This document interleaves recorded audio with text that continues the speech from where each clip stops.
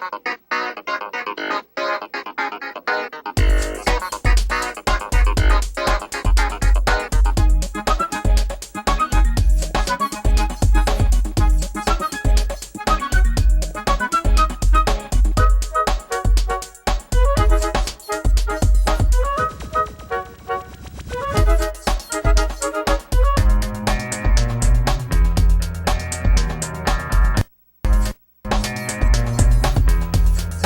morning, and thanks for tuning in to another edition of USF College Week, your source for news, sports, and the latest in what's happening around the USF community. I'm Erin Heinert.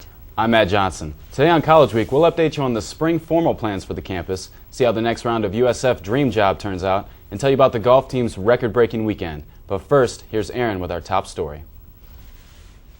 Our top story regards the shooting at Virginia Tech University this past Monday. Cho Sung-yi, a 23-year-old English major, shot and killed 32 students and faculty on the campus in Blacksburg, Virginia, in the early morning hours of April 16th. He then took his own life, ending the worst individual shooting incident in American history. Officials still aren't sure of the motive behind the killing, but they have confirmed it was a preconceived act. Only 5 days removed from the tragedy at Virginia Tech, concern about campus safety has spread across the U.S. College Week now looks at how USF students and faculty are responding to Monday's events at Blacksburg. Well, I was here at work in the admissions office, and some of the work studies came in, and we're going to talk about it. And we were discussing it together amongst ourselves and trying to get some information online so we could learn more about it. We were obviously really curious and extremely shocked at first when we found out. I was shocked, but at the same time, college campuses are so accessible that it wouldn't be difficult for someone, even if they weren't a student, to get into a campus. Every time this seems to happen, it kind of gets more and more intense. Professors are obviously kind of more aware of what can happen now. As students at USF, we can be really watching out for one another. If we notice people are having significant trouble, like struggling with depression or are being outrightly violent, I think it's important that we notify people in charge.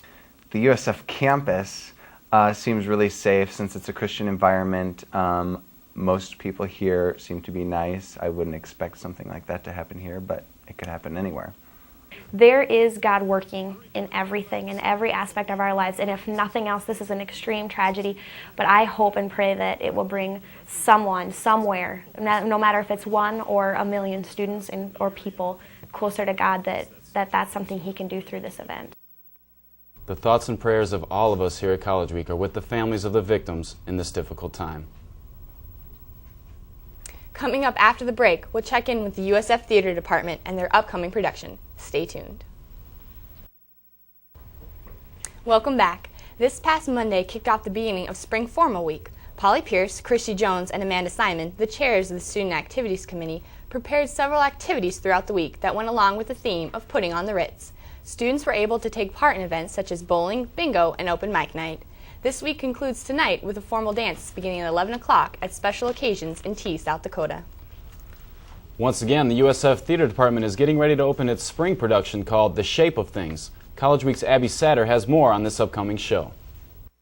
If you happen to walk through the halls of the Jeske Fine Arts Center, you will definitely notice it is buzzing about preparing for its upcoming spring show.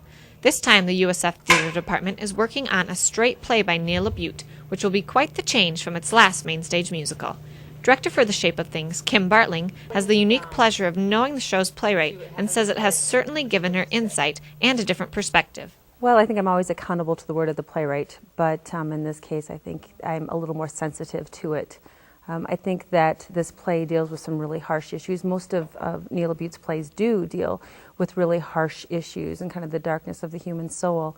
But since I know him and I know he's a very gentle person, I think that gives me some really great balance too, to know that as an artist you can maybe explore darker issues, but not necessarily does that darkness sit within you. With a small cast of 4, the actors say that they have been able to really discuss many of the issues this play brings up. The image that our society deems as acceptable to, like, do we have to dress a certain way? Do we have to act a certain way to be deemed as acceptable by society? Or are we just fine the way we are? That's what I really like about this play, is like the tough issues. And also, what is art? And there's a quote that I found by Oscar Wilde that it sums this play up for me as, morality, like art, means having to draw the line someplace and finding that line. Where is that line? When do we know we cross it? Part of this particular play has been the dialogue that's gone on inside the rehearsal process. We've been spending, an hour in rehearsal and 2 hours talking about this play, talking about the issues in it, talking about its relevance in our lives and our society on this campus, and just the questions that it's brought up in our own lives and how it can connect to the audience that we're going to present it to. Although a lot of dialogue has been brought up within the cast during the rehearsal process, Kim says that she hopes the shape of things will also spark discussion about some of these issues on our liberal arts campus. The state of art and what is our responsibility as artists? Is there a line of moral issue that we all need to be aware of? Where is your personal compass when it comes to that? Which is ironic, if we're talking about, is this play going to be offensive? And yes, it is for mature audiences and so on, but that's exactly what we're talking about, knowing being able to articulate when something isn't offensive to you. For USF College Week, I'm Abby Satter. The Shape of Things runs Monday, April 23rd through Saturday, April 28th at 7:30 p.m. each night. Tickets can be reserved by calling the box office at 331-6787. In other USF news, the intramurals program on campus is nearing the end of its basketball season, with the men's and women's finals coming up this Tuesday night at 9 and 10 o'clock. Few would argue against the notion that the USF intramurals have undergone somewhat of revival in the past few years. College Week insider Jake Iverson takes a look at the program and shows us why this might be the case. Amidst the stress that comes from homework and classes, some students have found a way to get away and have some good, clean family fun. USF intramurals have geared up for yet another season of basketball in the Stewart Center on the USF campus. The games run every Tuesday through Thursday and consist of epic battles among 10 different men's teams and 10 different women's teams. Regardless of skill levels, students of any and all concentrations have been invited to partake in the festivities. I love the fact that so many kids want to just participate and get out and play basketball. That makes it a lot of fun, and I love the number of people that are involved. Even USF faculty have taken it upon themselves to form a team of their own. However, seeing Adam Seif dominate the court is enough to overshadow Dr. Lehrman's God-given talents. Intramural basketball has proven to be an integral part of USF's history. I could guarantee you that at least from the 70s we've had intramural-like activities going on, if not well before that. A lot goes on behind the scenes in order to make intramurals successful. It relies greatly on student participation, but would be nothing without the organization and leadership of Dan Boyle. And after doing it for 1 year, this previous season, I've kind of fallen in love with the whole thing. And so I enjoy being around it, watching the students participate. And we get a lot of kids that oftentimes wouldn't be involved in a lot of the other on-campus activities. And so it's fun to see them get involved and do a lot of things. Finals will take place the evening of April 24th, with the women's final at 9 and the men's final at 10. For USF College Week, I'm Jake Iverson. Thanks, Jake. Coming up next on Crosstalk, College Week's Abby Satter sits down with the president of the University of Sioux Falls, Dr. Mark Benedetto. Don't go away.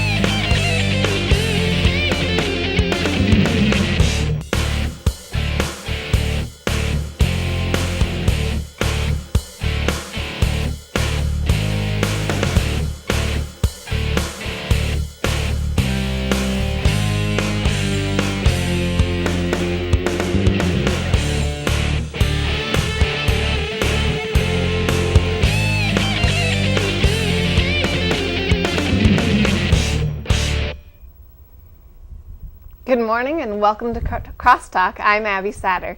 Today we're sitting down with President of the University of Sioux Falls, Mark Benedetto. Thank you for being here this morning. Thank you, Abby. It's nice to be here. Well, you know, with the new project the USF is undertaking, the construction project, how did that all begin, or why did we decide to do this specific project at this time? Well, the University Center has been on the books for probably 12 or 13 years. When I came in 1997, the master plan called for a connection building between the Salisbury Student Union and Pierce Hall. What happened just over the Christmas holidays is 6 of our top donors for the university, alumni and members of the Board of Trustees, came together and said, we really want to complete this project. And those 6 people donated $4.1 million, enough for us to get the project done. In late December, we went to the Board of Trustees. The board approved the construction schedule, the cash flow analysis, and we're off and running. We think the project will be completed by the fall of '07. So all the money was donated. That's how it was able to start now? Exactly. And not in the past? Exactly. We've had gifts coming in. We raise about $3 or $4 million a year for the university, but they're usually earmarked for the annual fund or scholarships or so forth. These gifts were earmarked just for this project. Okay. So I know there was on April 12th, there was a press conference, but for those that weren't able to attend that, what exactly, you said you're doing a connection between Pierce Hall and the Salisbury Student Union. Right. Why was that decided? Well, there's about 45 feet or so in between the 2 buildings. And in essence, on our campus today, Pierce Hall is kind of a student center, so is the Salisbury Student Union. The connection bridge, we called it, basically enlarges the blueprint of what the university center could be for our campus. We're really providing 15,000 to 20,000 new square footage for our students, and a large cafeteria and a large Java City coffee shop area. A student success center will be in this building. Neither building today is handicap accessible. In this new structure, the entire buildings will be handicap accessible. We asked our architects to design something where it didn't look like a connection building or a bridge building, where it looked like a new university center, and I think they've done a wonderful job. It's been overwhelmingly received from faculty, staff, and students, and I think there's a lot of anticipation as to having this on our campus next fall. And one thing I know that was a big thing for the students is that the weight center that's in Pierce is going to be moved now? It will be. It will be moved to the Marshman Conference Room and the Stewart Center. It's a much more ideal location for a couple of reasons. One, it'll be more accessible to students, because right now if you have any physical need, if you have a sprained ankle and you're on crutches, you can't get up to the weight room on the 2nd floor of Pierce. And so it's going to be on the main floor in the Stewart Center. The other thing too is currently when the weights are being used and they're dropped as people do when they're lifting weights, the whole building shakes. The bookstore is right below the weight room. In the future, that will be the Office for Enrollment Management, and they won't be dropping any weights. So it will make for a better student university center. Okay. I know that it's been said that this project will strengthen USF's partnership with the Sioux Falls community. How do you expect it to do so? Actually, that comment was really about the Science Center project, the Science for Success Center. In essence, though, all the projects strengthen the partnerships with the community, but the Science Center really does, because we have signed agreements with Avera McKinnon Hospital. We have a signed agreement with Sanford Health. And Sanford Health has been very generous in supporting our athletic program and the new Sanford Sports Health Complex out there, Sanford Health Sports Complex at 69th and Cliff. But what we're doing now is we're raising money to renovate the Science Center, build a multi-story addition. And the gifts that are coming to the university are going to be from over 500 different businesses within the community. And so when people give to a university project like this, they become involved. You know, there's an old saying, what you write, you will underwrite. You know, and so when people write a check, you know, to the University of Sioux Falls, I think they're going to be connected in some way with what we have going. Speaking of like the community and you know, with the recent shootings at Virginia Tech that just happened this past Monday, how do you think that's going to affect our community and you as a president? Well, that's a good question. I've done probably 3 or 4 interviews now about the subject, and you know, one thing that I've seen and experienced, this is my 30th year in higher education, is these things happen and they kind of go in cycles. Maybe it's 4 or 5 years or so. I think as a college president, we would hope and pray for the families that are affected.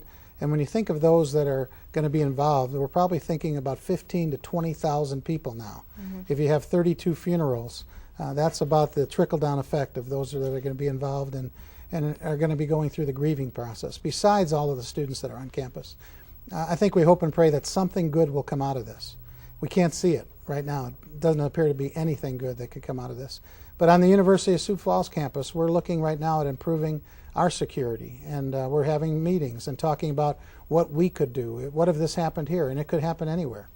Yesterday during the faculty meeting, we passed out ribbons for all the faculty members with the colors of Virginia Tech, with the idea of saying that we're all in this together and this could happen. And so as a faculty, we're kind of standing behind the folks at Virginia Tech.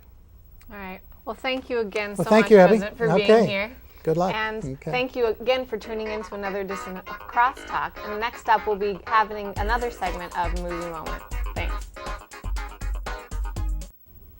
Now for sports. This past Monday, USF assistant track and cross country coach Mark Hyder competed in the 111th running of the Boston Marathon. Hyder joined 10 other Sioux Falls natives and 23,780 other runners in the annual 26.2-mile run held each year on the third Monday in April. He finished in a time of just over 3 hours and 15 minutes, just slightly over his personal best. Hyder's time was good enough for 2,577th place. The winner, Robert Cherio of Kenya, finished over an hour ahead of him with a time of 2 hours and 14 minutes. The USF golf team competed in the Buena Vista Invitational this past weekend and put a hole right in the school's previous record book. The team shot a tournament total of .602, which is 13 strokes better than the previous record set in 2005. USF freshman James Walsh headed the Cougar effort with a 1 over par during the tournament to finish 7th individually. Overall, USF placed 7th in the 2014 field. The competition to be the next Stewart Center PA announcer is heating up. 4 contestants remain, but only 2 will advance to next week's finals. Here's College Week's Alex Hyder with another edition of USF Dream Job. We have some current basketball players, women's basketball players in there, also some alums that are going to basically play a 5-on-5 game. And you are going to basically do the play-by-play like you would during a regular game. Courtney Farrell for 2. Bucket, Grunwald. Nice. 54, that's a great shot. Outside shot. Lisa Mathis on the 2. Mathis for 2, assist to Meyer. Brett Tate for 2. First shot is no good. Melissa Grunwald on the 2. Oh, okay. Okay. Everybody listen up. Ladies and gentlemen, we have a car in the parking lot that is illegally parked. 2, T as in taco, D as in dog, P as in person. Your lights are on, you're gonna get to home team wins, white team wins. You should be able to throw in, when somebody makes an assist, good pass, make it kind of a little exciting. You know what I'm saying? Throw some kind of stuff out there like that. Thought I handled the license plate situation decently, but other than that, it was kind of hard to think of things to say on the spot. It seemed like you had fun with it, you got into it. You obviously know about the game, basketball and stuff, so that helps a lot. Overall, you did a pretty good job. T as in taco? T as in taco. What else you can use? Tot? Toy? Tickle? Tootsie Pop? Just said who made the basket, who the foul was on, and that's what they want you to do over there. They have their own play-by-play guys, so I thought you did fine with that. Most of the little saying that you would say during the game probably shouldn't be said while they're playing. It was like quicksand, man. I was like, that first step, I was like, oh crap, I'm going down, and I just kept fighting, and it was like, just kept pulling me down. 2 people to pick to go on. I think it's kind of, everybody's first choice is. I thought he was the clear. Yeah. Yes, come out here. Okay. Dun, dun, dun, dun.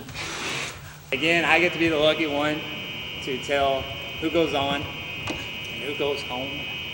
We had to choose 2 people to go on. Those 2 people will do the intramural men and women's games. First one is going to be Jacob Iverson. The second one is going to be Nick Westwood.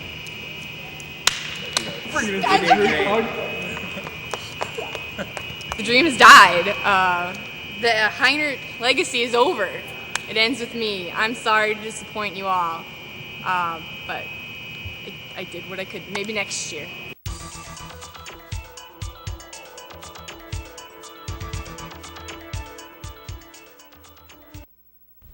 I can't wait for the finals. Time now for another USF movie moment. This week, the guys checked out the new Viking flick, Pathfinder. Here's Jordan Erickson and Doug Duckworth. Hello and welcome to College Week Movie Moment. I'm Doug Duckworth. I'm Jordan Erickson. Today we're going to be taking a look at the movie Pathfinder, which just came out. Jordan, tell us a little bit about the movie. Well, Pathfinder is about the Vikings coming to America in about 1000 AD and enslaving the native populace. And in the process, they leave a child behind. This child grows up with the Native Americans, and once the Vikings come back, he's torn between protecting his family that he has now, or siding with the people that he was from in the first place.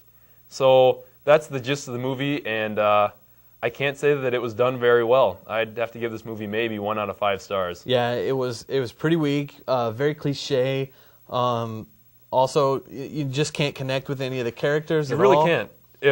The good guys are super good, and there's nothing really wrong with them at all. They have no flaws. The bad guys are super bad and really have no redeeming qualities. That being said, they are pretty cool. The Vikings were a high point of the film, definitely. Yeah, totally. Like, you give me a dragon sword, and I could be a Viking. So exactly. It was pretty rad. But as far as that goes, that's pretty much the one high point of the film. The rest of it is pretty cliche action fighting scenes and smoking the peace pipe. A lot of Native American stereotypes are prevalent in there. Yeah, I even think I saw during the peace pipe scene, I thought I saw you twiddling your thumbs. I was. Yeah. The movie had yet to pick up at that point.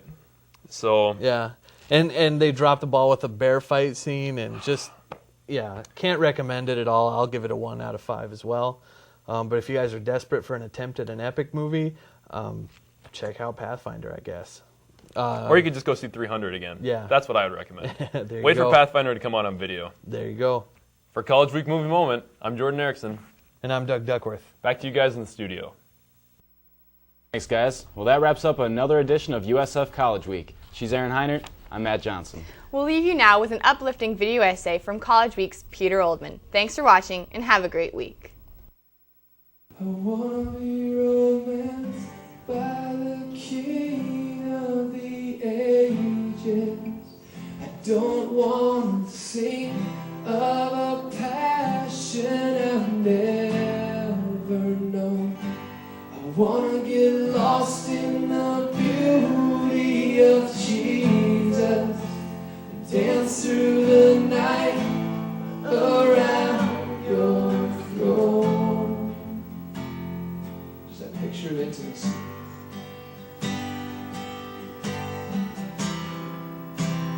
Many songs are fading away. A few things never gain. All these melodies and harmonies will change.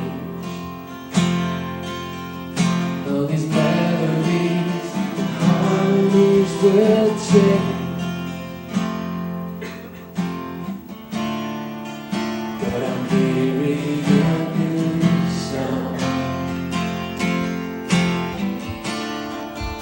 I'm hearing a new song.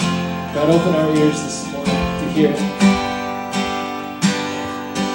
I'm beginning to hear the angels cry. Holy, oh, love song of God, rise in me.